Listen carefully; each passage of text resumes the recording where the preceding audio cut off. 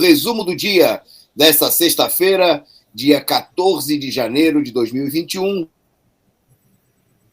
Está no ar o nosso programa, que é o Jornal da Noite da Causa Operária TV, número 911. A gente começa pedindo desculpa aí pelo atraso, a gente envolvido aqui na organização da Conferência Sindical Nacional, que começa amanhã, né? Nós vamos falar aqui desse tema e você vai acompanhar aqui pela Causa Operária TV esse importante evento.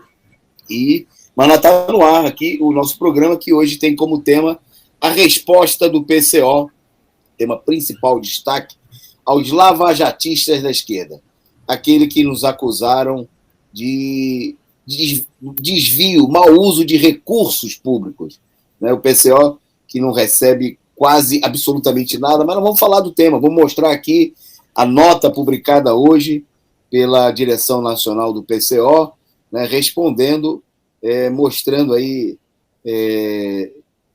a falta de escrúpulos de gente que procura se passar como sendo de esquerda, mas que adota o mesmo método, a mesma conduta de setores da Lava Jato, né, naquelas acusações fraudulentas que levantaram contra Lula, contra Dilma, contra a esquerda de uma maneira geral. Bom, na nossa pauta do dia de hoje também, nós temos outros temas, como a explosão de casos da Covid no país. Em meio a essa situação, o Dória, né, procurando o São João Dória da vacina, fazer demagogia em vacinação de crianças. Vamos falar do roubo, do confisco, né, da expropriação da tabela, da falta de correção da tabela do imposto de renda, e mesmo numa situação de salários miseráveis, tem economistas burgueses querendo ensinar como é que o trabalhador faz para poupar, ganhando menos que um salário mínimo nas condições atuais, né? Tem gente para tudo. Bom, destaque aqui também no nosso programa as pesquisas que mostram Lula liderando também entre os evangélicos, e a Rússia dizendo que a paciência tem limites e chegou ao fim, né, em relação às provocações da OTAN, do imperialismo norte-americano, do imperialismo europeu contra o país. Bom, para contar aí, para comentar rapidamente, o nosso programa vai ser mais curto hoje, mas essas notícias importantíssimas. Está comigo aqui o companheiro Expedito Mendonça, direto de Brasília. Ele é direto de Brasília, mas hoje ele está em São Paulo. Boa noite, Expedito. Boa noite, companheiro Antônio Carlos. É uma satisfação poder realizar o programa aqui na cidade de São Paulo, junto com você, o âncora do programa, neste 14 de janeiro, véspera da nossa conferência. Vamos dar início ao nosso programa aqui, porque o tempo é curto, as notícias são importantes e nós precisamos levá-las ao nosso público. Vamos lá, vamos dar início nesta sexta-feira, 14 de janeiro. Está no ar, resumo do dia pela Causa Operária TV.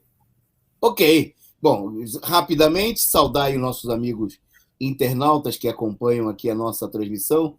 Muito obrigado a vocês pela participação e pedindo a vocês que compartilhem, né? Compartilhem adoidado aí o link do nosso programa, do nosso canal, nas redes sociais, divulgue, e quem puder, manda aí mande o seu like, se você gostar, obviamente, e mande aí a sua contribuição, será muito bem-vinda e é muito necessária para nós. Um salve rapidinho para a Rosângela Barbosa, para o Ronaldo Ferreira. Pum Pum Cheiroso é o nome aqui de um pseudônimo de um amigo nosso aqui do canal, o Ezequiá Deis. O Ronaldo Ferreira, o Jesus era humano, Jesus está entre nós, o Murilo Farias, o Eduardo Toledo, e também conosco aqui tem bem mais gente, o pessoal vai chegando, em nome desse aí a gente manda uma saudação para todo mundo que está nos acompanhando ao vivo e também para aqueles que nos acompanham depois na reapresentação, nos outros horários. Sejam todos bem-vindos, participem, né? Mandem aí os seus comentários e a sua participação aqui na Causa Operária TV. Bom, então vamos para a nossa pauta, começando por destacar a situação de recorde, né? Uma nova e poderosa onda de casos da Covid no Brasil. Eu vou passar para o Expedito comentar essa situação. Tem várias informações, como sempre, desencontradas, mas o fato é que o país registrou mais de 200 mortes pela primeira vez no ano e uma explosão de casos. Conta aí, Expedito, qual é a situação?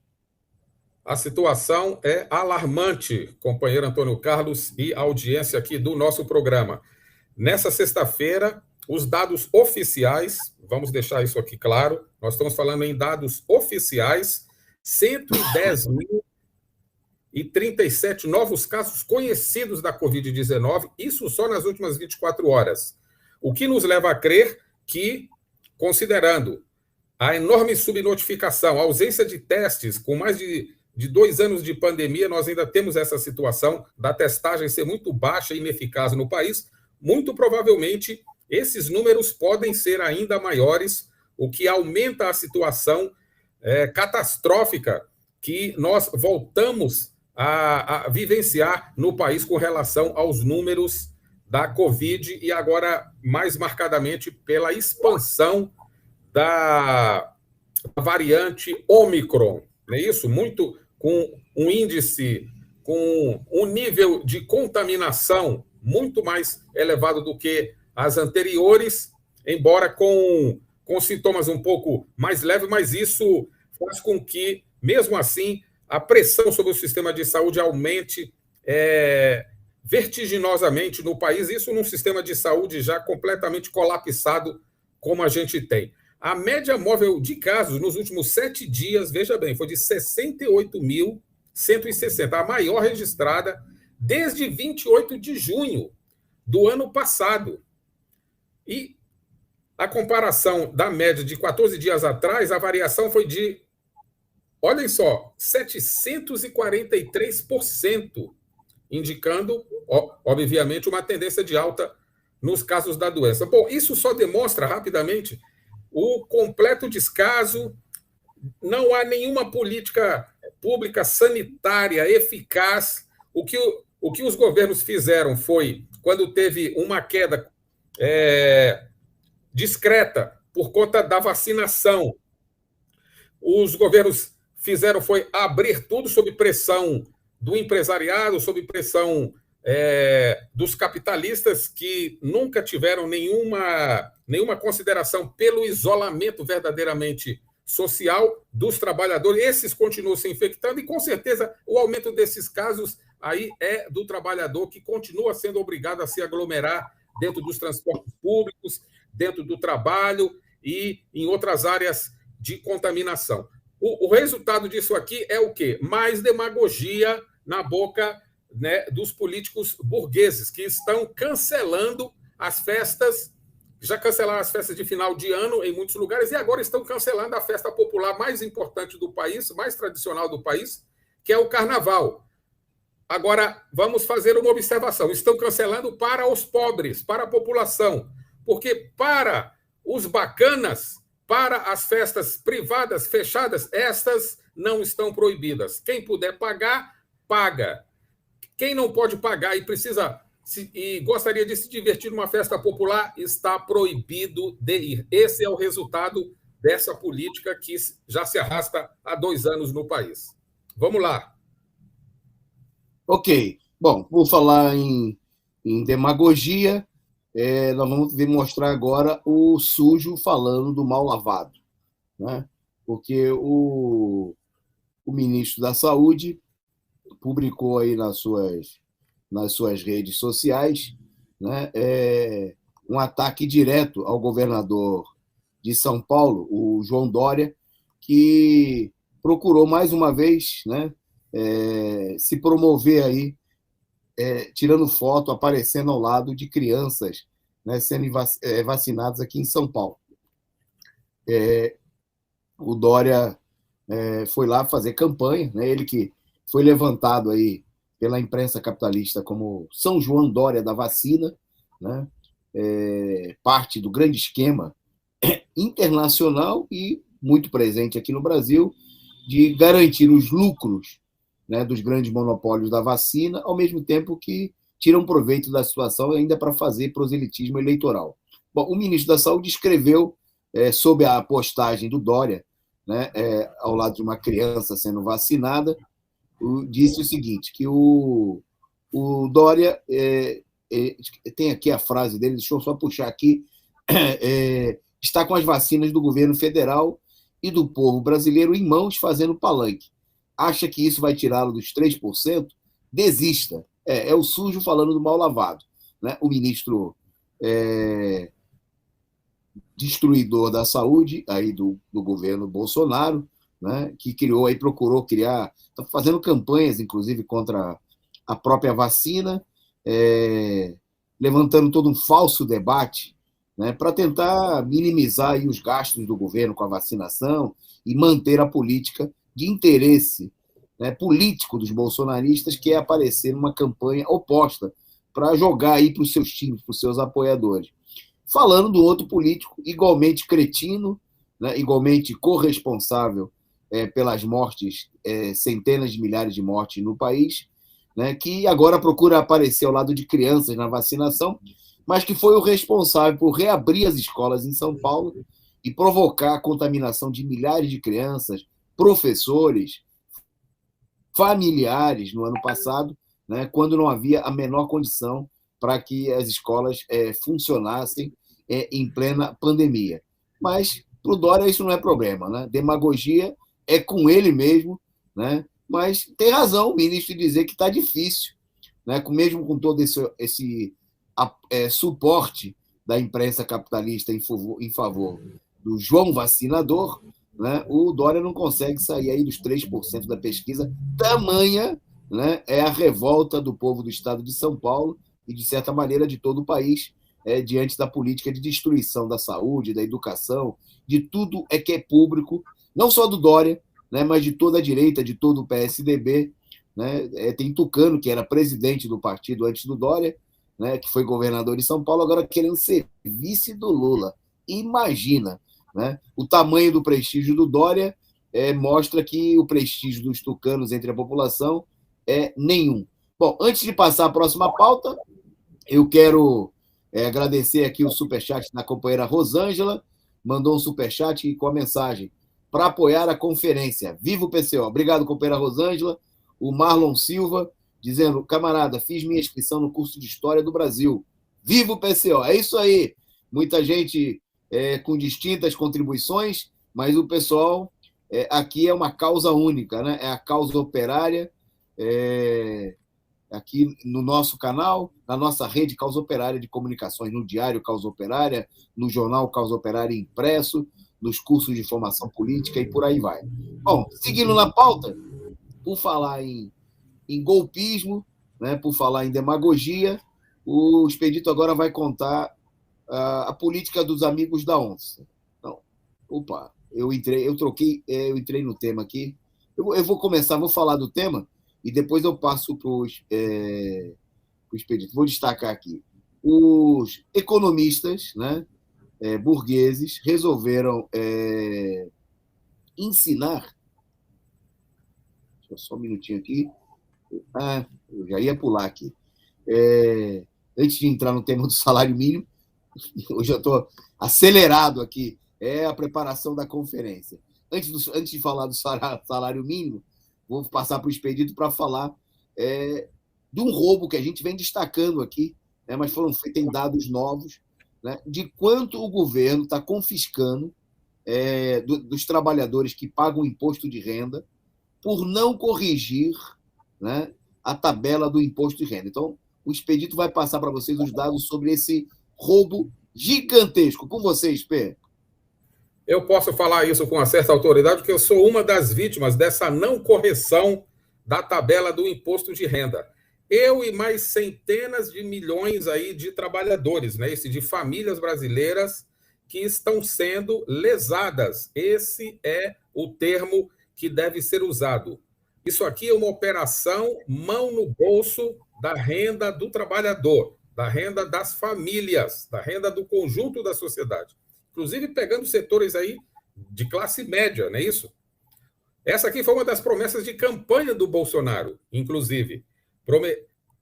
que prometeu corrigir a tabela do imposto de renda para penalizar menos as famílias de renda mais baixa. Não houve absolutamente nada disso. Estamos entrando no último mandato do presidente genocida, criminoso, fraudulento, e o resultado disso aqui é um empobrecimento maior dos trabalhadores brasileiros, das famílias brasileiras, em função da não correção da tabela do imposto de renda. Esse confisco está na ordem de 48 bilhões, segundo cálculos aqui da entidade que é responsável aí pela Receita, que são os auditores fiscais, né? A Unafisco, que nesse momento está em pé de guerra com o governo, inclusive vários lá entregaram os cargos, não é isso?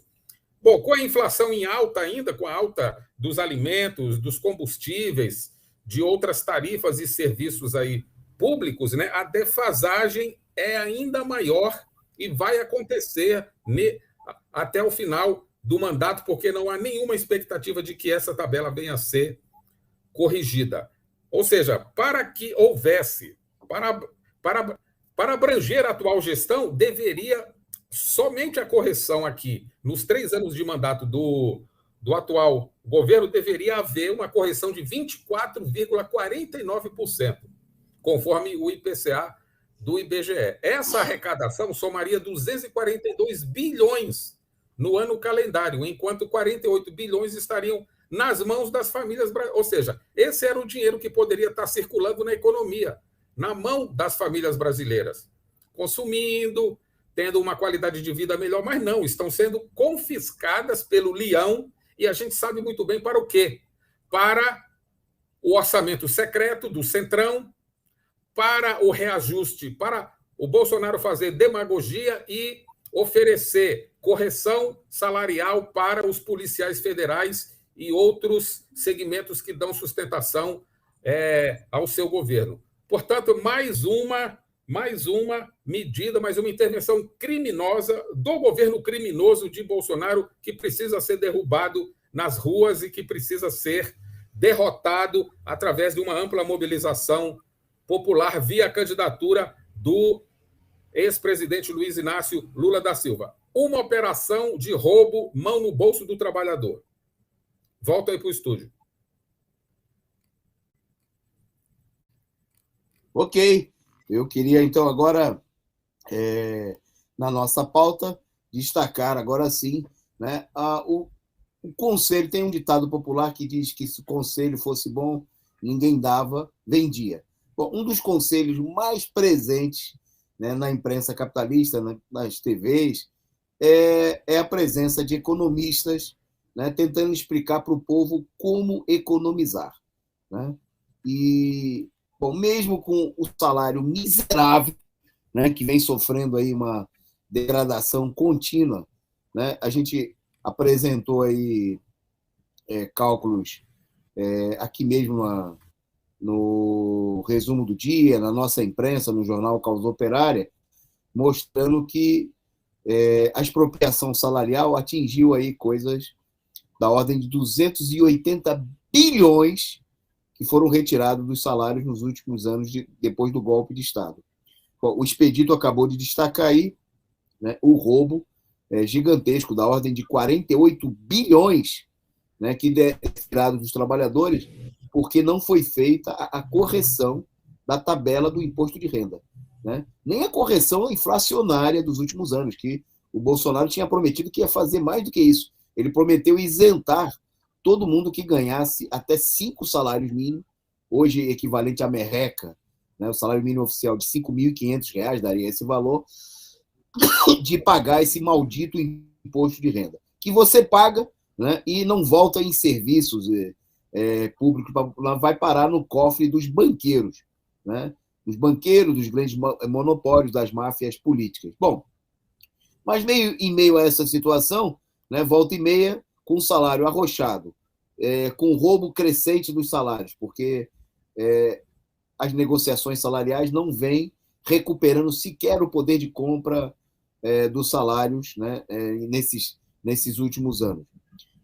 Não faltam, né, economistas que querem se dizer especialistas em educação financeira, dizendo que não tem um salário ideal para você poupar, né? Que você pode conseguir viver e investir, né? Mesmo ganhando, né, um salário miserável. Por exemplo, eu destaquei o assunto a partir de uma matéria chamada Educação Financeira, né, do jornal Estado de São Paulo, aonde o economista que se diz especialista, se referindo a especialistas em educação financeira, aponta que, mesmo reconhecendo que o Diese, né, dizia que para atender às necessidades fundamentais de uma família trabalhadora, a matéria mesmo assinala, né, uma família de 4 pessoas, seria necessária uma remuneração mínima de R$ 5.969,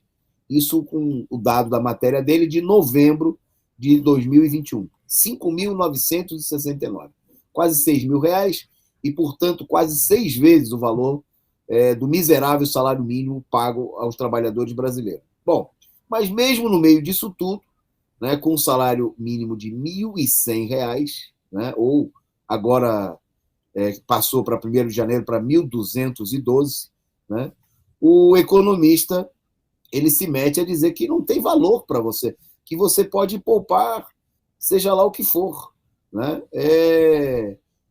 Que é importantíssimo a educação financeira, inclusive para quem tem pouco dinheiro, mesmo que a pessoa vá economizar só R$ 5, R$ 10, R$ 20, vai ser vigarista assim lá longe, né? Ele fala de, imagina, a pessoa que ganha um salário mínimo, que não ganha nem para alimentar, nem para matar a fome da sua família, né? Vai se preocupar em formar o que ele chama de colchão para imprevistos, né? Como se o salário do trabalhador permitisse, né, desse condições para que alguém poupasse, né? E a vida do trabalhador já não fosse uma sucessão de imprevistos, porque com esse salário, até comer é uma coisa imprevista, não está prevista, né? Quando você recebe por mês R$ 1.200 de salário mínimo, aí desconta para a Previdência, né? E vai receber líquido aí, coisa de perto de R$ 1.000. Uma cesta básica custando, né, a cesta básica, perto de R$ 700. Para a família seria necessário 3 cestas básicas. E os economistas calhordas da burguesia ainda querem dizer que daria para o trabalhador poupar. Vai ser vigarista assim lá longe, né? É preciso deixar de lado essa conversa fiada, que é reproduzida aí por muitos setores, inclusive da esquerda, né? Como se a culpa, na realidade, toda essa política visa colocar que a culpa é da população. Se a população vive mal, é porque não sabe fazer economia, não sabe poupar, né? Não é da burguesia que rouba, né, que expropria a classe trabalhadora, não é dos governos burgueses que roubam, como no caso aí do imposto de renda, que a gente destacou agora há pouco. É preciso deixar de lado essa política, né, e defender aí um salário mínimo real, né, um salário mínimo que hoje, para sustentar dignamente uma família trabalhadora e cumprir, inclusive, o que deveria estar na Constituição, deveria ser pelo menos R$ 6.500. Bom, por falar em economia popular, em situação de dificuldade do povo brasileiro, o economista, né, e presidente da Fundação Perseu Abramo, do PT, ex-ministro do Lula, o Aloysio Mercadante, fez um importante pronunciamento, né, sobre o debate econômico, o falso debate econômico que a burguesia vem procurando colocar. Eu vou passar para o Expedito para ele destacar aí o que falou o Mercadante, né, e qual a importância, porque mostra aí uma sinalização bem à esquerda da política em relação à política econômica que vem sendo discutido para o possível governo do Lula. Vamos lá. Produção, fecha aí o microfone que está dando um retorno aqui atrapalhando. Pode falar, Espê. O economista Aloysio Mercadante, que é uma das expressões aí importantes aí da direção do PT e um nome que sempre é lembrado aí como elaborador aí do projeto, da proposta econômica dos governos Lula, não é isso? Ele fez declarações aí no sentido de que essa pauta que tentam colocar aí, que os economistas burgueses, né, sempre colocam, que a única coisa que interessa para a economia seria a do mercado financeiro, ou seja, da Faria Lima, que é uma alusão aí à região paulistana aqui, onde concentram as empresas do mercado financeiro, né? O oposto disso aí seria um governo voltado, um projeto, um programa de governo voltado para uma economia popular, que não tem nada a ver com essa do mercado financeiro. A outra economia é essa que diz respeito aos trabalhadores, à economia popular de um país que está com 19 milhões de pessoas passando fome, 32 milhões de pessoas na economia informal, a inflação em alta, aí corroendo a renda das pessoas, né? Isso, atacando, arrebentando o custo de vida das pessoas, e os reajustes salariais sempre muito abaixo aí da inflação. Portanto, o ex-ministro Aloysio Mercadante coloca que neste governo Lula, caso ele venha a ser eleito, e nós acreditamos que ele será eleito com a força do povo, com a mobilização social, a pauta estará invertida. Ou seja, a Faria Lima perderá o protagonismo, porque tentam. Isso aqui não é economia, isso aqui é especulação. Economia é economia popular, economia do povo. São esses problemas aqui que precisam ser resolvidos. E me parece que o foco é exatamente esse, de direcionar as políticas públicas, a preocupação social do governo para atender essa demanda gigantesca que foi jogada na rua da amargura, que foi jogada na miséria, que foi jogada na desesperança pelo governo de extrema-direita. Então, essa aqui é uma perspectiva que se aponta como progressista aí para um futuro governo Lula, e nós acreditamos muito claramente que isso só pode ser implementado através de um governo que esteja solidamente apoiado na mobilização popular, na luta dos trabalhadores, sem a presença de elementos da burguesia, sem a presença de elementos golpistas ao lado do representante dos trabalhadores, do representante das classes populares, que é o companheiro Luiz Inácio Lula da Silva. Vamos ver se essa iniciativa do PT ganha corpo, tá certo? E a economia do país seja direcionada para o atendimento das demandas desse enorme contingente que foi jogado na Rua da Amargura durante os governos aí burgueses, e particularmente durante o governo Bolsonaro e do ministro Paulo Guedes. Ok.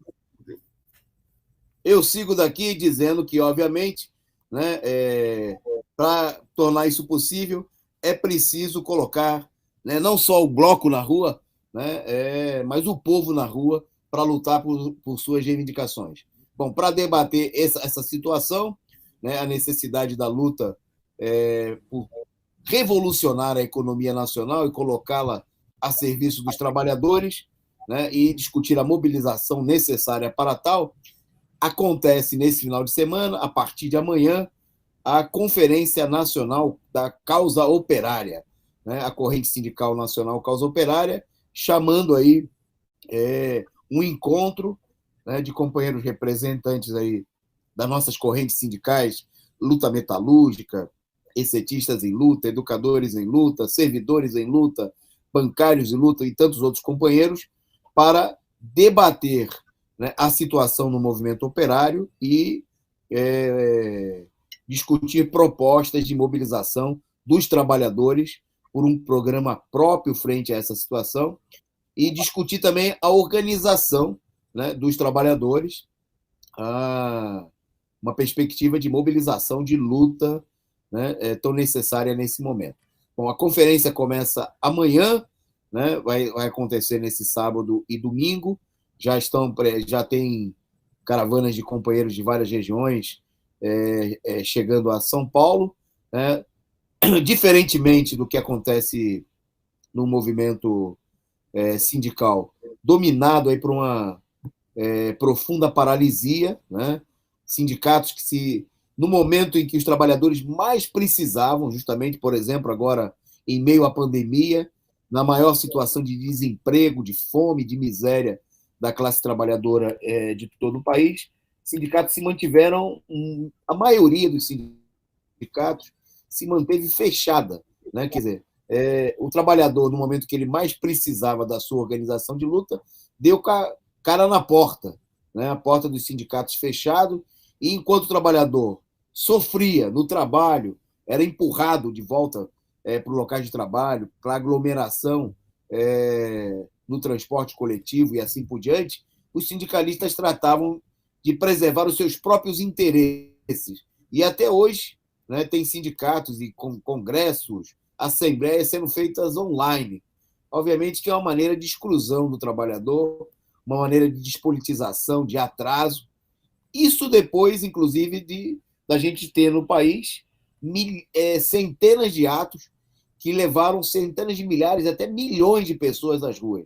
Né? Quer dizer, os trabalhadores, inclusive os sindicatos, estão mostrando aí um atraso estupendo, né, em relação à disposição de luta da classe trabalhadora, né, que foi às ruas pelo Fora Bolsonaro, que tinha disposição de mobilização, e essa disposição ela foi, em vários momentos, contida pelas direções sindicais que estão contaminadas pela política da esquerda, que defende a política de frente popular, de frente ampla com a direita golpista.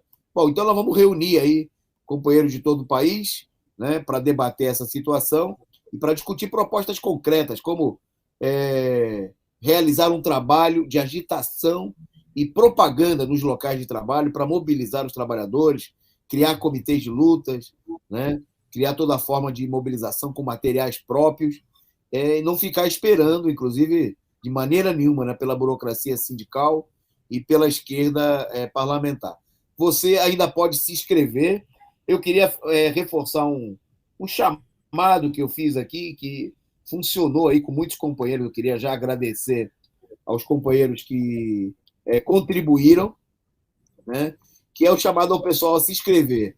Para participar, quem ainda está, né, nas imediações em São Paulo, em locais próximos, que ainda pode se deslocar para vir participar da conferência, ou, né, para aqueles companheiros que não podem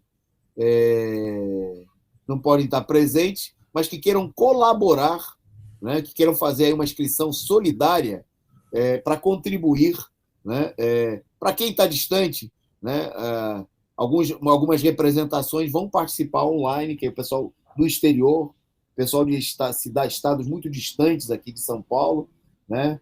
Nós temos aí essa situação de Covid, aí, também temos até companheiros que gostariam de estar conosco, vão precisar manter-se distanciados, mas eu queria convidar o pessoal, né, quem ainda quiser se inscrever, eu vou colocar o link aqui, né, no chat do nosso canal no YouTube, e você faz a sua inscrição. Está aí, ó, né? Tá aí o link para você se inscrever para a conferência sindical. Se você ainda não está inscrito, quiser se inscrever, você pode se inscrever, e você pode se inscrever para participar diretamente ou fazer a sua inscrição solidária para contribuir com companheiros desempregados, trabalhadores que estão viajando para cá de diversas regiões do país, às vezes em condições bem precárias, difíceis, né? Mas é assim que a gente faz um movimento de luta, né? A burocracia sindical se esqueceu disso daí, dos tempos combativos da Central Única dos Trabalhadores, quando o pessoal viajava de ônibus, né? Enfrentava dificuldades. Agora o pessoal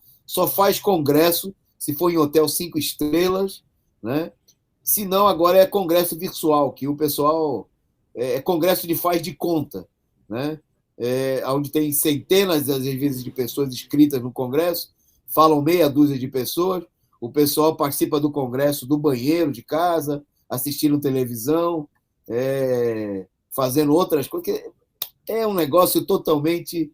É uma bagunça, né, feita muitas das vezes apenas para legitimar, né, um processo burocrático de renovação entre aspas, muitas aspas, né, das direções desse movimento. É preciso repudiar essa política, né, e nós, da Corrente Sindical Causa Operária, vamos realizar um evento majoritariamente presencial, né, colocando aí online alguns companheiros que, por motivos de força maior, precisem dessa participação. É isso. Fica o convite, está aí no chat o nosso link, você pode se inscrever, né, e participar ou contribuir conosco. Vamos em frente, então, na nossa pauta. Eu vou passar para o Expedito para ele. Daqui a pouquinho nós vamos falar do tema central do programa de hoje, a resposta do PCO aos caluniadores. Mas antes o Expedito vai destacar para vocês aí pesquisas, que a primeira pesquisa do ano, apontando que o Lula está liderando também entre os evangélicos. Diga aí, Espê. Pois é, esse segmento que sempre foi aqui uma base de apoio importante do bolsonarismo, né? Muito em função aí da política dos pastores, eu não diria exatamente aí, né, da base evangélica, digamos assim, espontaneamente, mas muito em função da política dos pastores, né, das lideranças evangélicas, né, com toda a campanha que foi feita e tal de demonização, vamos falar, já que a gente está no tema aqui na seara religiosa, campanha de demonização dos governos petistas e da liderança petista do companheiro Luiz Inácio Lula da Silva. Essa situação começa a se modificar muito claramente. O Bolsonaro ganhava disparado aqui nesse segmento aqui eleitoral importantíssimo, mas ele vem despencando assim abruptamente, e os votos que o Bolsonaro está perdendo não estão indo para mais ninguém a não ser para o ex-presidente Luiz Inácio Lula da Silva. Portanto, assim, em dezembro, você tinha uma diferença muito grande aí, Bolsonaro tinha 30% e o Lula 14%. Nessa última pesquisa agora, de janeiro, a primeira do ano, o Bolsonaro aparece com 27%, ou seja, 3% a menos do que em dezembro, e o Lula sai de 14% para 20%. Ou seja, a diferença é pequena, é quase um empate técnico, não é isso? 20 a 27, muito provavelmente daqui a uma ou duas pesquisas mais aí para frente, 1 ou 2 meses, essa situação muito provavelmente vai estar invertida, ou então tete a tete, Lula e Bolsonaro entre o público evangélico. Isso mostra que a candidatura do ex-presidente Lula vem ganhando corpo em todos os segmentos sociais.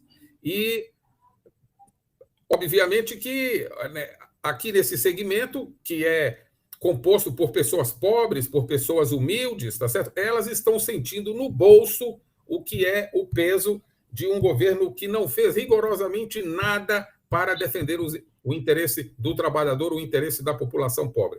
E esse voto está sendo... A migração desses votos para a candidatura do Lula se dá em função de um reconhecimento de que foi o governo que, com todas as limitações e dificuldades, fez uma política voltada para o atendimento dos interesses dos trabalhadores.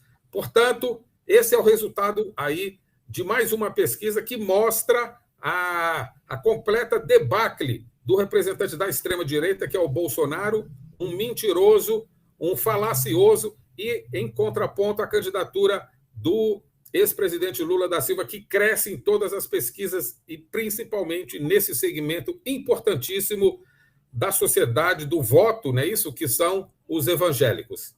Vamos lá ao estúdio novamente. Ok. Bom, antes de entrar no nosso tema central do programa aqui hoje, já caminhando para a reta final do programa, eu queria agradecer aqui a participação do pessoal, o pessoal comentando muito o tema que nós vamos tratar agora. O companheiro Sérgio Salgueiro, DCM, distribuidor de calúnias e mentiras. O Jesus era humano, DCM, Diário da Curriola Moralista.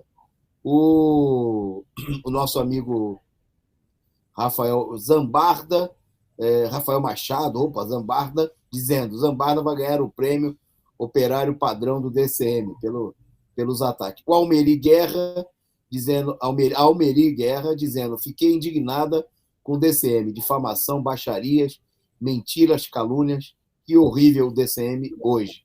Então, o pessoal se posicionando, ficou muito claro aí o repúdio, né, o imenso repúdio nas redes sociais de hoje, né, a campanha direitista de calúnia. Bom, eu queria destacar com vocês aqui, amanhã é dia de análise política da semana, né, com o companheiro Rui Costa Pimenta, e, obviamente, esse tema vai ocupar um espaço importante, mas eu queria repercutir com vocês a nota pública que o PCO publicou, né, nós da direção do PCO divulgamos agora à tarde sobre esse tema. Eu vou destacar alguns pontos com vocês, né? Queria dizer que a nota está à disposição, né, para a leitura no Diário Causa Operária, causaoperária.org.br, né? E eu queria chamar a atenção de vocês para que todo mundo compartilhe essa nota, né? Que a gente faça aí uma intensa, porque o melhor combate, né, às calúnias e à mentira é a divulgação, né, da verdade, é confrontar as calúnias com a realidade, né, com os fatos. E eu queria compartilhar com vocês alguns trechos da nota, né, e importante, e pedir a vocês todos aí a participação, a divulgação, né, já que, inclusive, muita gente, né, da esquerda vem procurando repercutir, né, essas publicações mentirosas, caluniosas, né? Teve gente, por exemplo, da esquerda do PSOL, que tuitou aí, que divulgou, né? Então, nós vamos mostrar aqui, eu queria chamar a atenção aqui do pessoal, o pessoal que tem uma atitude de tipo claramente policialesca, né? Não só em relação ao PCO, mas em relação à situação política. Bom, vamos à nota, então. A produção pode colocar na tela aí também para a gente a nota, né? Divulgada e hoje no Diário Causa Operária, e a gente vai destacar aqui alguns trechos. Então, esclarecimento, o título da nota é Esclarecimento sobre as denúncias do DCM contra o PCO, né? O título da matéria. A nota é Aos caluniadores, o pelourinho do escárnio público. Diz a nota: o Diário do Centro do Mundo, DCM, e seu jornalista, aspas, investigativo, aspas, Pedro Zambarda, inauguraram mais um capítulo grotesco na luta para encobrir, desacreditar e silenciar as denúncias que fizemos contra Guilherme Boulos e sua relação com Valfrido Vardi, os autores do golpe de 2016, os grandes capitalistas e o imperialismo norte-americano, bem como tentar salvar o que resta da sua credibilidade. No novo artigo, o DCM acusa o partido de, aspas, canalizar dinheiro público para a família Pimenta. Aspas. O jogo de palavras busca levar o leitor a entender algo que os mesmos não têm coragem de dizer com todas as letras, pois sabem ser falso que Rui Costa Pimenta, presidente do partido, estaria se enriquecendo, desviando dinheiro público. Esta nova tentativa de desacreditar o partido mostra o nível de incômodo dos interesses econômicos e políticos que residem por detrás do Instituto para a Reforma das Relações entre Estado e Empresa, IRE, do seu presidente e do seu candidato ao governo de São Paulo, Guilherme Boulos, do PSOL. Para o DCM, sobrou o serviço sujo de conduzir uma denúncia de caráter policialesco, mentiroso e buscando imputar crimes a históricos quadros do movimento operário nacional. Essa categoria de denúncia, além de caluniosa, é uma tentativa de incitar a repressão estatal, seja do judiciário golpista ou da Polícia Federal de Bolsonaro contra o nosso partido. Algo que não deveria, em hipótese alguma, ser aceito pela esquerda e o campo popular. Nós vimos, em épocas passadas, o PSOL realizar o mesmo tipo de atividade de denúncia criminal contra companheiros do PT, bem como aplaudindo a repressão estatal da Operação Lava Jato. É uma conduta inaceitável. Pelo caráter criminal da denúncia, sua busca de impugnar moralmente o PCO para silenciá-lo, ela difere numa medida essencial da nossa denúncia contra o Boulos. Não acusamos Boulos moralmente, bem como não tentamos incitar nenhum órgão policial contra ele. Nossa denúncia é política. Nossos objetivos foram claros desde o princípio: pôr um freio à infiltração burguesa e imperialista na esquerda. Qual é o interesse daquele que nos acusa? Não dizem, e nem podem confessar diante das amplas massas, pois a farsa se desfaria num instante. Assim foi e é com Sérgio Moro e Deltan Dallagnol. Qual o interesse de dobrar a lei e a Carta Magna para condenar Lula? Qual o interesse da imprensa em servir de tropa auxiliar para esses criminosos? Ninguém diz. Dizem que é uma luta por princípios, pelo bem público, a moralidade e honestidade. No entanto, por detrás dela, revelou-se o interesse do capital financeiro internacional e do governo norte-americano, além de outros imperialistas de pilhagem da economia nacional.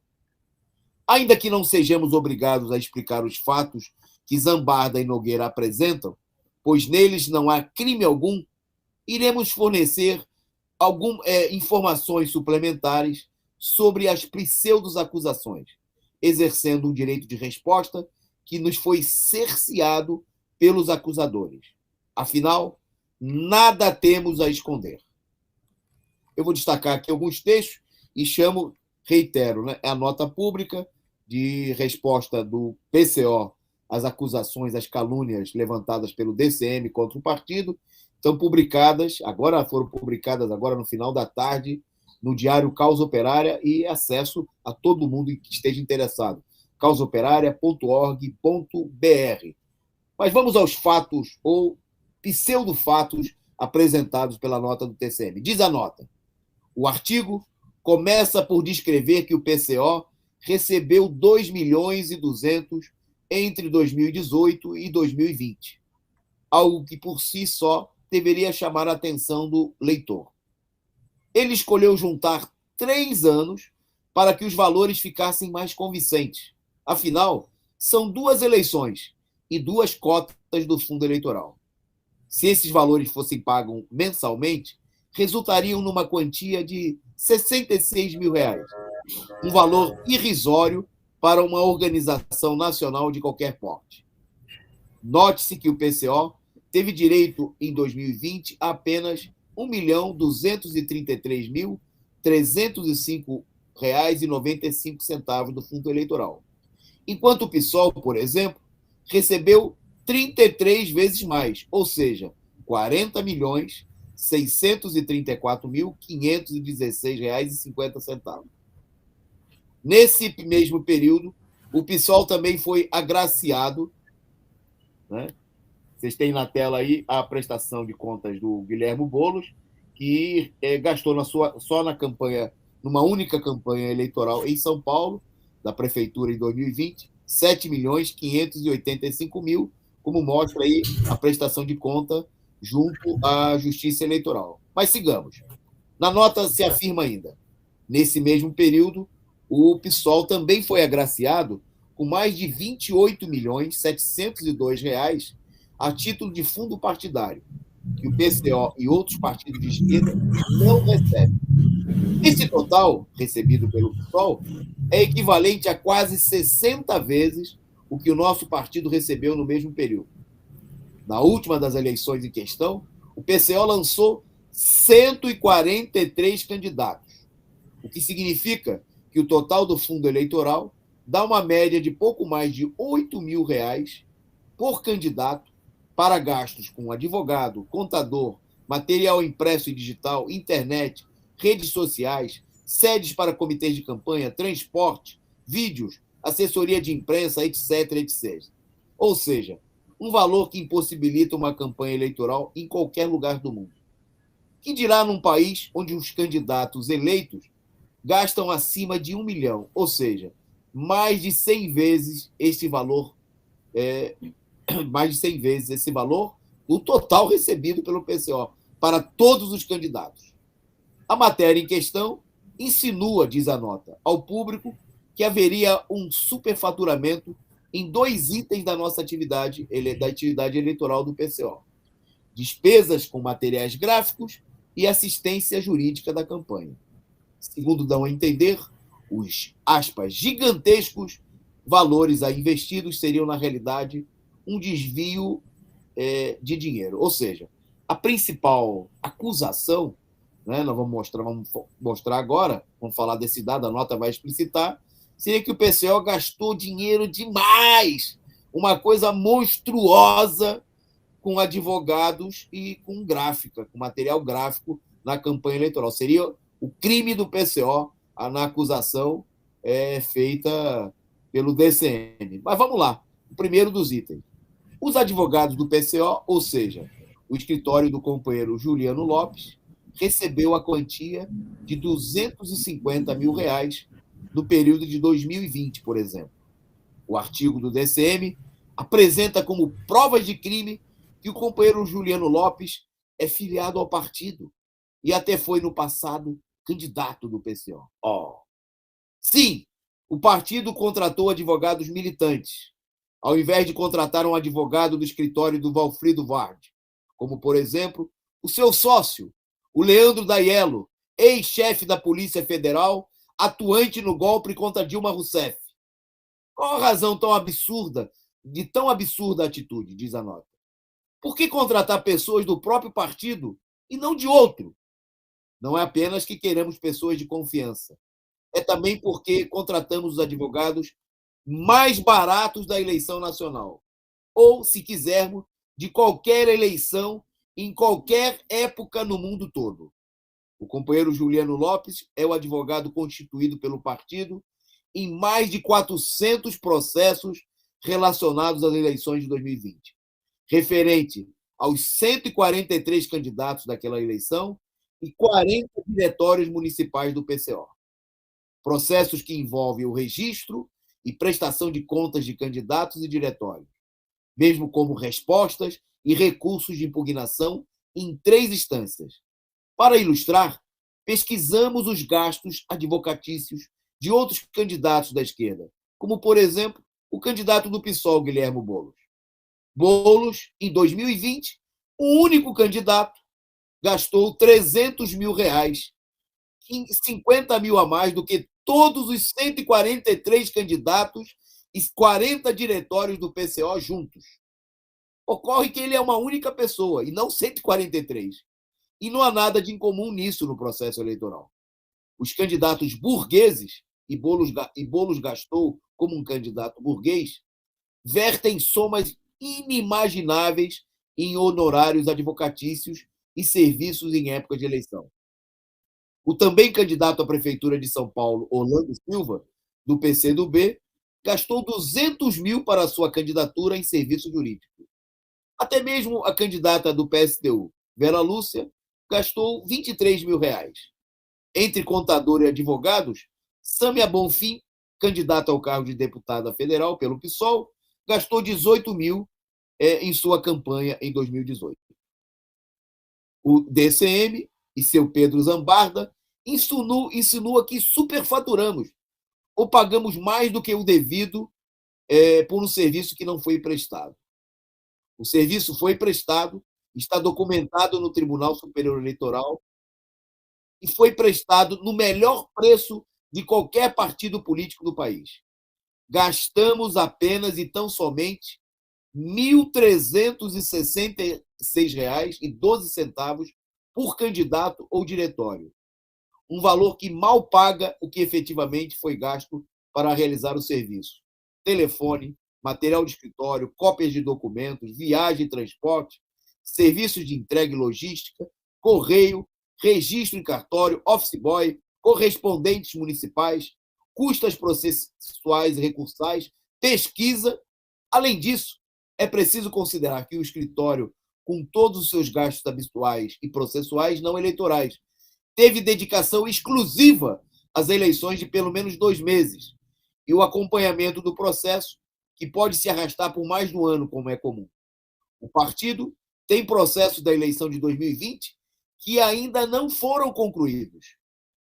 Bom, isso só foi possível por termos companheiros que se colocaram à disposição da sua causa, trabalhando com prejuízo, ou seja, não gratuitamente, mas perdendo dinheiro.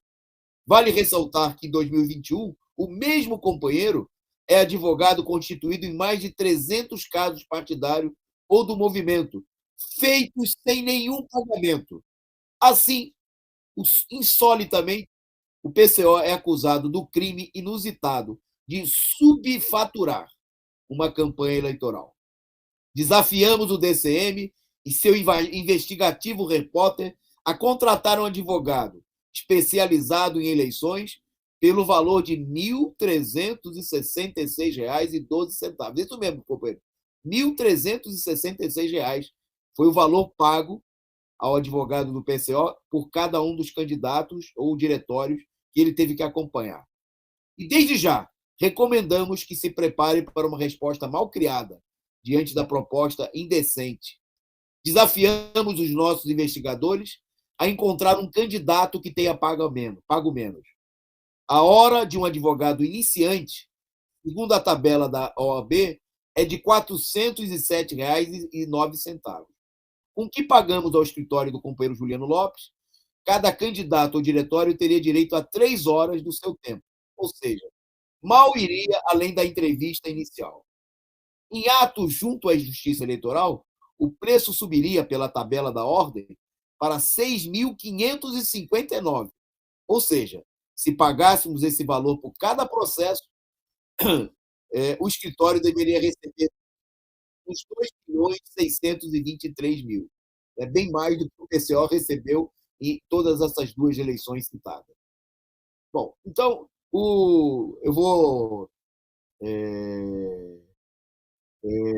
economizar uma parte da leitura aqui com vocês, chamar todo mundo a ler, né? A nota faz outras acusações, a nota do DCM, que são devidamente esclarecidas pela nota do PCO, né? A nota oficial do PCO, que acusa o PCO de gastar demais, se esquecendo, por exemplo, de como diz a própria nota, que o candidato do PSOL, Boulos, gastou R$ 485 mil em aluguel de equipamentos cinematográficos. Vou repetir.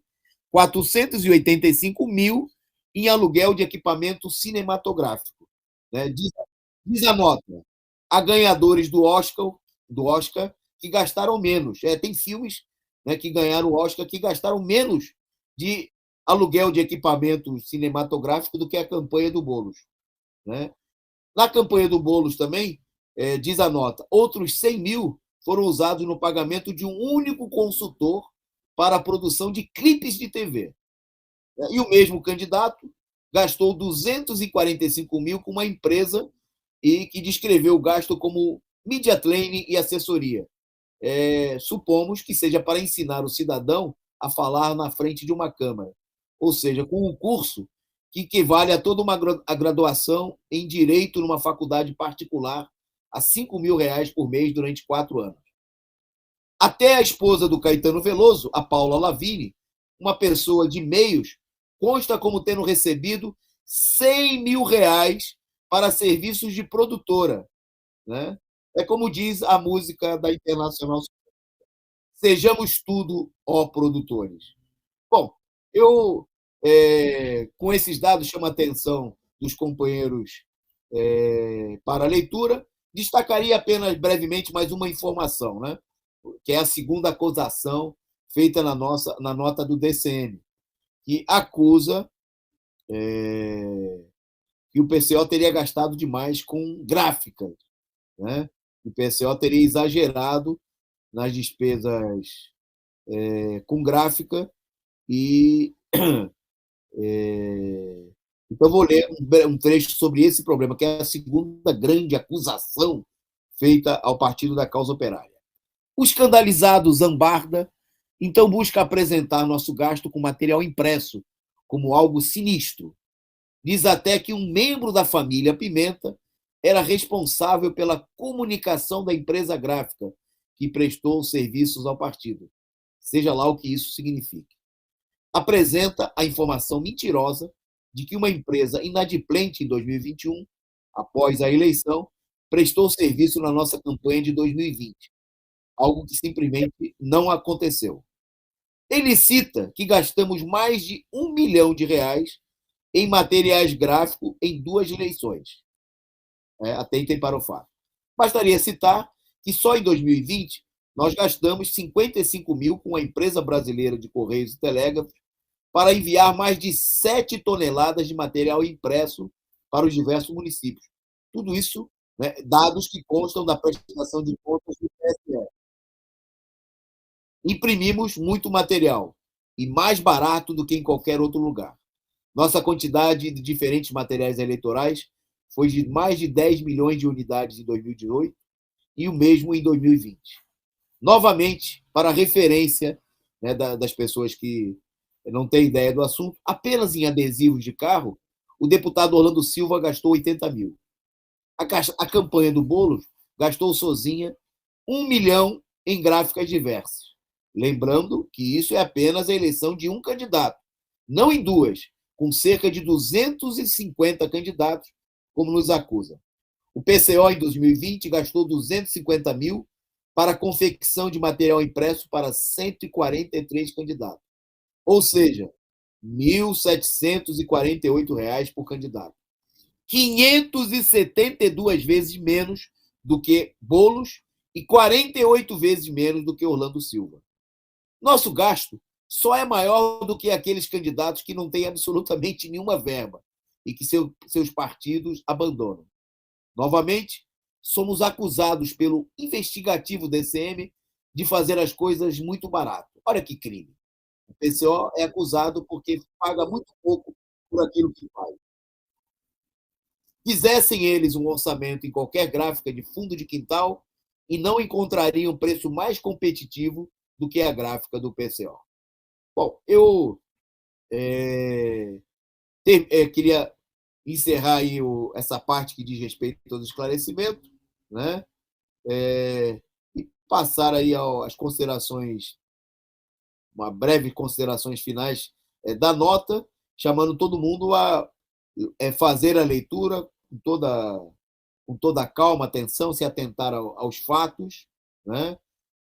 E acompanharem amanhã a análise política da semana com o companheiro Rui, onde esses temas vão ser tratados. Eu queria ler os trechos finais, né? Nós já passamos aqui um pouco da hora, mas pedir desculpa aí à produção, a vocês, mas pela importância, né, dessa situação. Os parágrafos que concluem a nota. Estamos diante de uma farsa, um novo triplex do Guarujá e sítio de Atibaia. Entretanto, visto que o orçamento do PCO é franciscano, nem o bendito apartamento e o sítiozinho apresentaram. Dizem que roubamos. O que teríamos roubado? Ninguém tem nada. Milhares de ativistas e militantes da esquerda, no entanto, veem o trabalho do partido. Sua atividade sem par, mesmo comparada com partidos muito maiores e mais ricos. Acusar a esquerda de corrupção sempre foi a arma da direita. Novamente, isso se confirma num caso ainda mais escabroso. A reportagem do DCM é mais uma farsa. Seu objetivo é instigar a polícia e algum juiz bolsonarista ou de direita contra o PCO, conforme foi dito com todas as letras pelo dono do veículo, o senhor Kiko Nogueira, em uma live no canal de sua propriedade. Querem reproduzir em miniatura o que a direita nacional fez com Lula e o PT, com uma campanha de mentiras as mais escabrosas. Tal comportamento deve ser denunciado por todos os que lutaram e lutam contra o golpe, e tais métodos criminosos e antidemocráticos de fazer política devem ser repudiados energicamente. Pessoas como estas não merecem ser consideradas parte da imprensa democrática, progressista e de esquerda, no nosso país, sob pena da completa desmoralização da esquerda. Mais ainda, a perseguição absurda que fazem ao PCO comprova de maneira cabal não apenas que as denúncias que fizemos sobre Guilherme Boulos, o PSOL e Valfrido Vardi são corretas, mas importantes o suficiente para que se gaste tempo e recursos com manobras baixas, como a que vimos em várias reportagens do DCM contra o PCO. Está claro que sacudimos um ninho de cobras com interesses poderosos a ponto de produzir uma campanha como essa. E conclui, como dissemos sempre, aos caluniadores cabe o pelourinho do escárnio público. É isso que tais jornalistas e capitalistas da comunicação merece, e nada mais do que isso. Comissão Executiva Nacional do Partido da Causa Operária, 14 de janeiro de 2022. Eu peço desculpa aí pela extensão em muitos trechos da nota, né? Não a li totalmente. Quero convidar todo mundo a ler, né? O PCO não tem medo de debater nem essa, nem nenhuma questão, não temos nada a esconder. Né? É preciso dar ampla divulgação, né? Chama todos os companheiros que nos acompanham, que veem aí a atitude da nossa imprensa, do nosso partido, né? A darem ampla divulgação a esse posicionamento. Bom, eu vou passar para mais uma rapidinha do companheiro Expedito, para destacar aí uma breve nota internacional e a gente encerrar o nosso programa. Nós já estamos quase perto das 10h30. Sobre a Rússia, com você, Expê.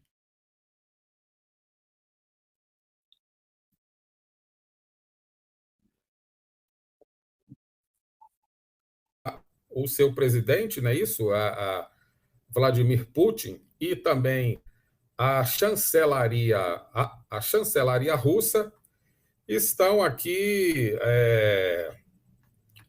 declarando que a paciência está chegando ao fim. Ou melhor, nas palavras do próprio ministro das Relações Exteriores da Rússia, que disse nessa sexta-feira: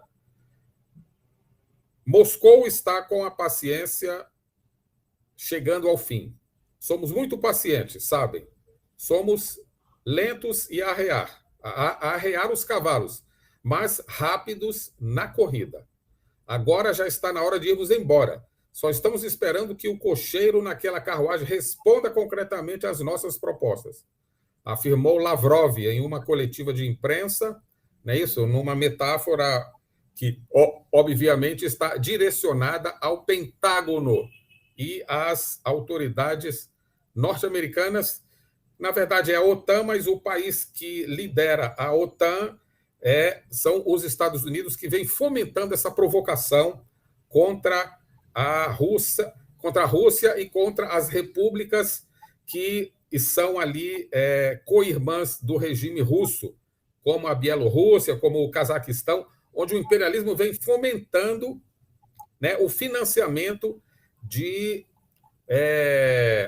atividades para desestabilizar e comprometer as boas relações desses países com a Rússia e obviamente, para atacar a liderança do presidente Vladimir Putin.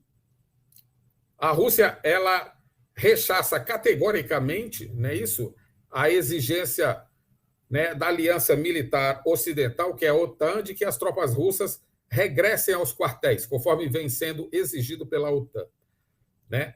A nota diz ainda que o Ocidente ultrapassou todos os limites, né, afirmou o chanceler. Portanto, as provocações continuam contra a Rússia e o agravamento das tensões, que tem uma motivação muito clara, que é a pressão do imperialismo lá para expandir a aliança militar nos limites fronteiriços do território russo, não é isso? Impõe uma situação de tensão em todo o mundo.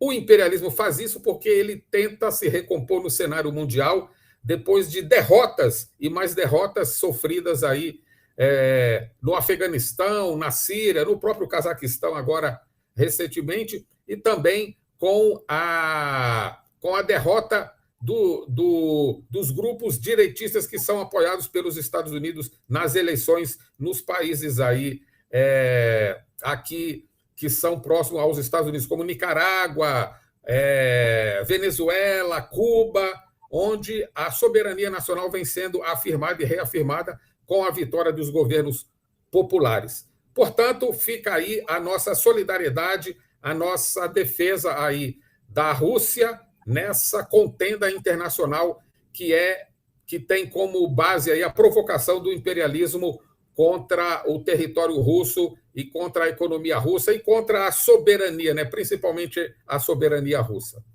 Vamos aí para o estudo. Ok, eu vou terminar por aqui, agradecendo aí a vocês que acompanharam. Mandar um salve especial aqui para o companheiro Jairo Palheta, Movimentos Populares lá do Amapá, que mandou aí uma saudação para todo mundo e dizendo Amapá na escuta. Boa noite, camarada. Muito obrigado. E também uma saudação para o companheiro que tem como pseudônimo Pão com Ovo, que mandou um superchat, né? Aqui é o partido do Pão com Ovo mesmo. Acusava a esquerda mortadela, a esquerda pão com ovo. E ele mandou um superchat, partido da causa operária, Dali PCO. Muito obrigado a vocês todos que nos acompanharam. Acompanhem aí a nossa programação. Amanhã, né, acompanhem aqui às 16 horas, análise política da semana com o companheiro Rui Costa Pimenta. E nós vamos voltar aí durante a conferência sindical, né, mostrando aí momentos da conferência, seja aqui durante a nossa programação e na segunda-feira com um balanço geral dessa importante atividade. Forte abraço, um bom final de semana. Se você não se inscreveu, está aí o link no chat para você se inscrever ainda, né, para participar ou para ser solidário aí com a nossa Conferência Sindical Nacional. Forte abraço, obrigado à produção, sob o comando do companheiro Gabriel, e até segunda com mais resumo do dia.